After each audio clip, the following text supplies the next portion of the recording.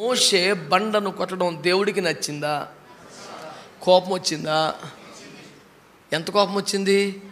వాగ్దాన దేశములో అడుగు పెట్టొద్దు అని చెప్పేంత కోపం వచ్చింది.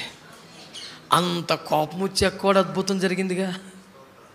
అంత కోపం వచ్చాక కూడా నీళ్ళు వచ్చినాయిగా. కాబట్టి అద్భుతం జరిగింది. కాబట్టి పని అయిందా లేదా, కార్యం జరిగిందా లేదా అంటే అది నీవు నచ్చి నీ వ్యవహారం నచ్చి కాదు. అప్పుడు నీళ్ళు ఇవ్వకపోతే 20 లక్షల మంది జనం ఎడారిలో చచ్చిపోతారా? జనుల మీద కనికరము కలిగిన దేవుడు నీళ్లు రప్పించాడు, నీ ముఖం చూసి కాదు. చాలాసార్లు మన వ్యవహారం తేడాగా ఉన్నా, మన పద్ధతి కరెక్ట్గా లేకపోయినా దేవుడు ఏం చేస్తుంటాడు? ఆయన తన సంఘాన్ని ప్రేమిస్తున్నాడు, ప్రజల్ని కనికరిస్తాడు. బాధలతో వచ్చారు, కష్టాలతో వచ్చారు, ఆ కూటానికి వెళ్తే బాగుపడతామని ఆశతో వచ్చారు. నీ వ్యవహారం కరెక్ట్గా లేదు. నీ మీద ప్రభు కోపం వచ్చి కార్యాలు ఆపితే అన్ని వేల మంది ప్రజలు బాధతో వెళ్ళిపోతారు ఇంటికి. వాళ్ళకి ఇవ్వాల్సినవి వాళ్ళకి ఇచ్చి నీ లెక్క రాసి పెడుతున్నాడు పక్కన. రేవెట్టేస్తాడు. మళ్ళీ మామూలుగా ఉండదు. ఒక్కొక్కడికి చెప్తున్నాడు. నేనైనా ఇంకెవ్వడైనా. మా అమ్మగారు చిన్నప్పుడు ఈ కథ చెప్పారు, 100 చింతపిక్కల కథ. మీకు తెలుసా? ఇప్పుడు నేను చెప్తాను కదా. ఆ కథ ఏంటంటే, 2 స్నేహితులు పెళ్ళిళ్ళు చేసుకున్నారు. దేవుని చిత్తం ఇద్దరికి గయ్యాలి పిల్లలే వచ్చారు. రోజు డ్యూటీలో ఇద్దరు కూడా చెప్పుకోవడం, నా పిల్ల ఎట్ట చేస్తుంది, నా పిల్ల ఎట్ట చేస్తుంది. ఈ బాధలతోనే రోజు ఒకరినొకరు ఆదరించుకుంటూ ఉన్నారు. ఒక దశలో ఒకడికి నీ భార్య కన్నా నా భార్య నయం అని నిరూపించాలనిపించింది. ఓ రోజు భార్య 2 కాళ్ళు పట్టేసుకొని, నీ దండం పెడతానే, రేపొద్దున స్నేహితుడిని భోజనానికి పిలుస్తా, నేను ఎన్ని తిట్టినా నువ్వు పడాలా.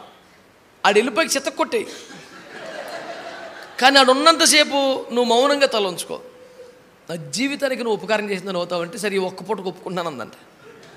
చాలా థ్యాంక్స్ అమ్మ అని దండం పెట్టాడంట. కానీ ఒప్పుకున్నాను, చెలరేగిపోయి 100 తిట్లుకి నీకు ఛాన్స్ ఇచ్చా. నోటొకతో తిట్టు తిడితే మళ్ళీ అందంట, నా ముఖానికి జీవితంలో ఎదురు చెప్పడమే రాను, 100 ఏడు తిడతాను అనుకుని ఒప్పేసుకున్నాడు. స్నేహితుడు భోజనానికి వచ్చాడు. 10కి మాలిందా అన్నం తీసారా అన్నాడు. తెచ్చింది.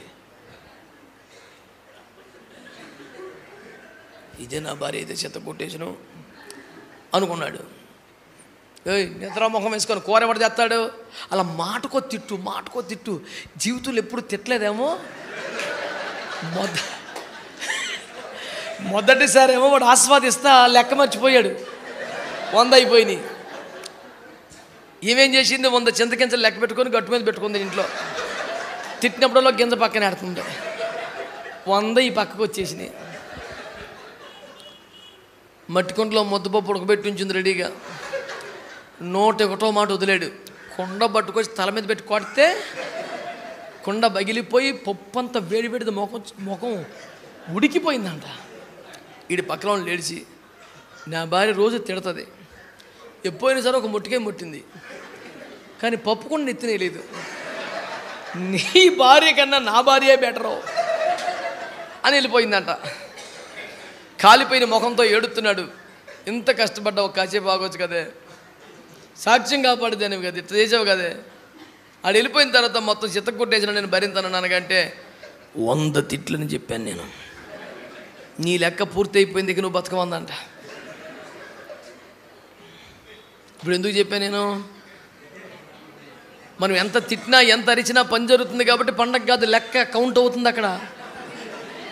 నీకు ఇయ్యబడిన కృప అయిపోతే దేవునికి స్తోత్రం. పురుగులు పడి చచ్చిపోతామే. జాగ్రత్త.